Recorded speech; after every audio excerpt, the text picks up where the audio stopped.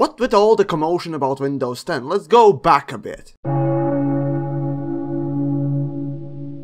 Throughout my years, I have used several Windows versions and my memories from them have been with mixed results. To start things off, let's go back to the first Windows version I ever touched, the 95. While system was pretty basic for today's standard, on this version I played my first game, my all-time favorite game, Duke Nukem 3D. As for Windows itself, it didn't leave me with any good or bad feelings, and really so did 98. Both versions were okay. Though 98 was better, they didn't really impress that 7-year-old. Then came time for Windows Millennium, and thank my lucky stars I never had to touch it. I know it goes into history for being the worst thing, much like current American presidential election, but at least both are fun to look at and laugh that someone's gonna get screwed regardless. Instead of me, I got the opportunity to poke the 2000 version. And really, the default look of this thing always reminded me of office workers. Monotone, expressionless, and dead inside. Surprisingly enough, it was pretty good and stable system that managed to improve its looks to have at least some sort of standard. After that came XP, and my fucking gods, I was hooked. And I know, it's just an operating system, but it actually had some color and worked great. Fuck, even now I compare operating systems to XP. Biggest problem though with the system came rather early. At the time, dual-core and quad-core CPUs were starting to come out, and so did x64-bit systems. While XP was fantastic, it was 32-bit system, and that proved to be its downfall over time. And yes, I know later on XP had x64-bit version that was executed just as gracefully as taking a shit on someone's face. Now, to replace God incarnate XP, Microsoft decided to create a new version and give it more color. The result?